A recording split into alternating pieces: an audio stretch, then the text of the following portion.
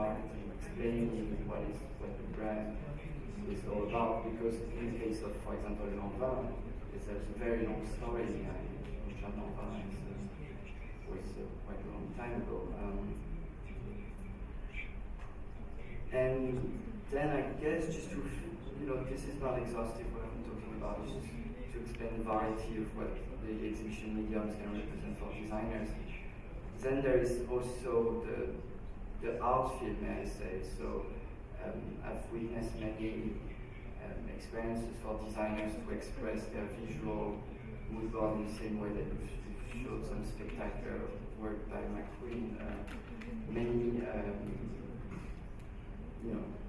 designers are invited sometimes to collaborate in specific windows or branding projects or visual advertisements, and I'd like to showcase, we have a small video for that. An exhibition I was myself part of was called Dysfashional, who brand in Paris, in Berlin, and who came to Moscow in 2010 at the Kaat Center for Contemporary Art, with artists such as Ralph Simons, Bless, Antonio Maras, Hussein Charian, Bernard William, and others. And all of them, I was part of the exhibition as part of the artist names that I use, item, and we were all invited to express our fashionable means through different mediums. So it would be perhaps the first occasion for others to see the work in different aspects and simply garments or runways. And I'd like to end with that. I think if we could play the little video.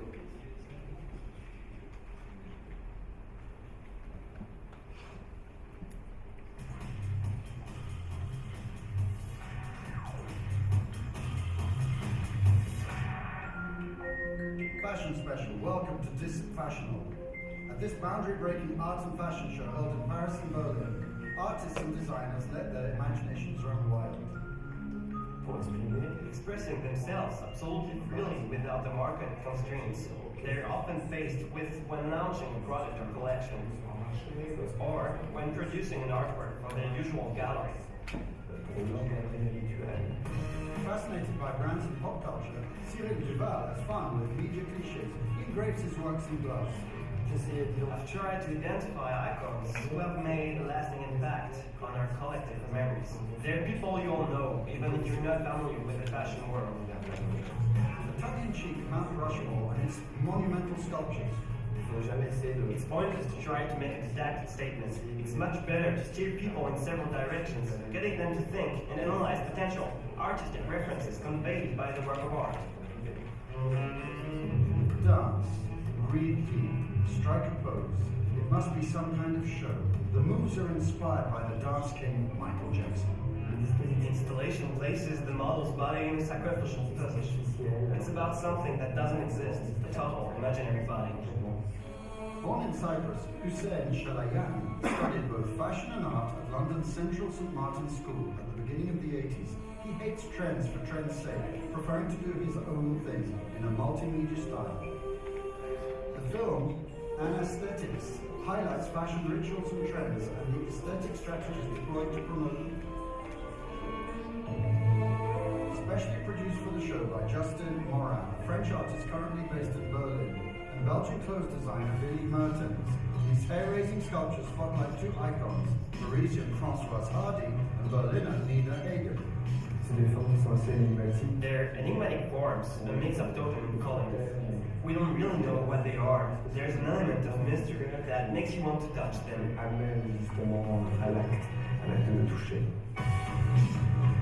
Today, the fashion market is ripe for change. An audience for things that wouldn't have appealed 20 years ago. We can propose a conceptual project and people will come. They will come as well to commercial events. Even within the same brand, we can target the cutting edge or adopt a popular commercial approach. It works both ways. A case in point, Louis Vuitton's crowd-drawing Champs-Élysées store contrasts sharply with the brand's image in Tokyo, where it's considered extremely underground. Next spring, in its upcoming Berlin edition, Dysfashional will cast a modern eye on odd matches like these.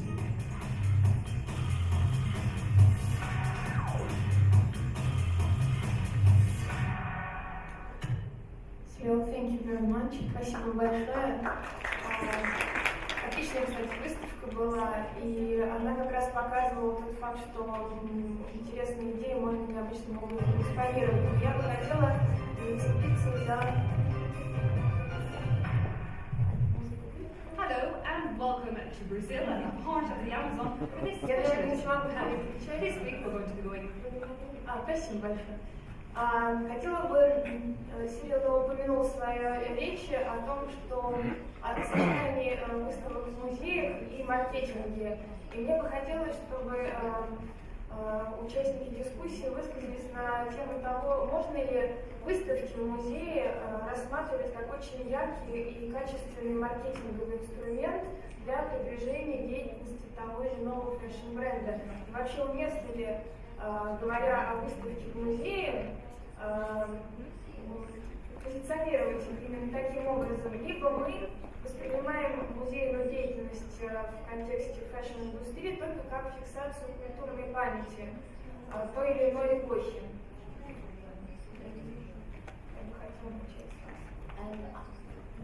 I would say it's very important that we don't, that we draw a distinction, that we shouldn't be pushing any agenda of a fashion designer. We need to be independent and we need to maintain a level of objectivity, and it's very important that we're not driving any commercial agenda. So often we will be approached by designers for our fashion motion programme, and we can't always work with them. We need to make sure that we have that, yes, as I said, the distance and the objectivity, because we are there to provide context and to interpret objects and to interpret what designers are doing. But we have to be very careful, especially as a state-funded museum as well, that we are not aligning ourselves with any one designer's commercial agendas. Kaat, может быть, был такой случай, что после выставки молодого дизайнера в одном месте в одно время узнало такое количество людей, что его имя стало больше цитироваться в прессе, он получил больше контактов благодаря выставке. То есть, может ли выставка действительно реально влиять на его карьеру? Сделать его более знаменитым и востребованным? Well, to a certain extent, yes. I think that Cyril gave a good summary of the kind of exhibitions that are out there. And I think when you work with a contemporary designer as a museum, you always have to be aware that that designer is part of an industry, which is also not a bad thing. It all comes down to finding the right balance. And I know that there are museums that refuse to collaborate with the designers and their teams and say, okay, we have pieces of that designer in our archives, and we will make an exhibition on the designer, but without the designer. That's also a choice. You can make a Bernard Wilhelm exhibition without Bernard Wilhelm. We have the entire archive. But in my opinion, it's a great privilege to be able to collaborate with the designers and their teams. It's never only the designer, there's always an entire team.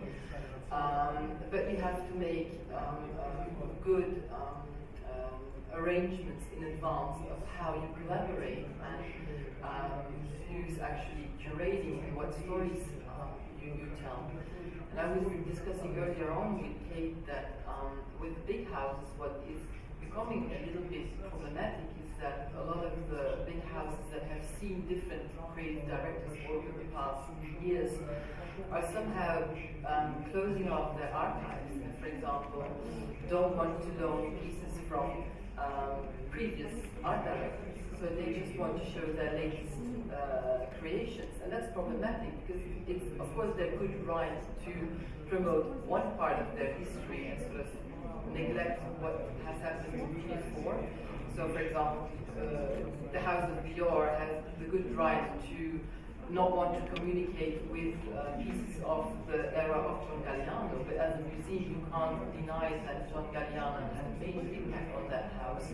So how to deal with that if they refuse to loan some crucial pieces from their archives? And that's something that's new in the past years. I think 15 years ago I didn't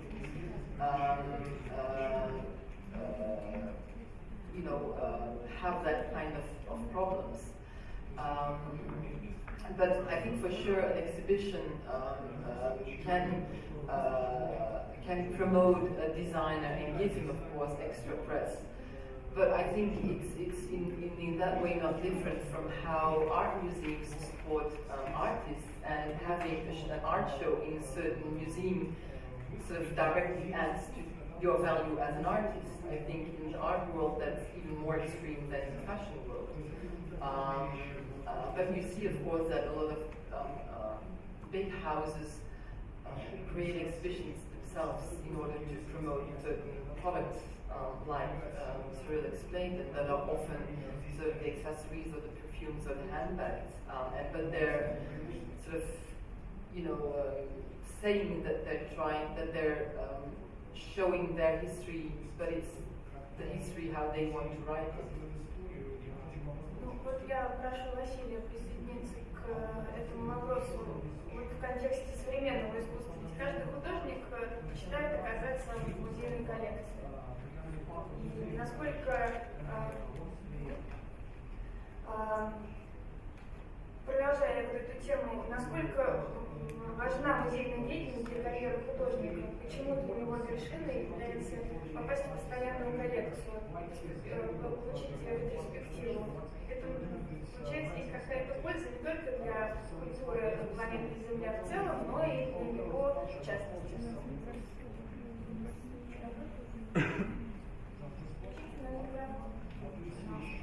Я думаю, что очень важно, безусловно, для художника, и поэтому вот у нас есть школа молодых художников, делаем такие выставки, и они ставят какие-то рамки, границы по возрасту и времени, да, чтобы кондиционировать и работу молодых художников.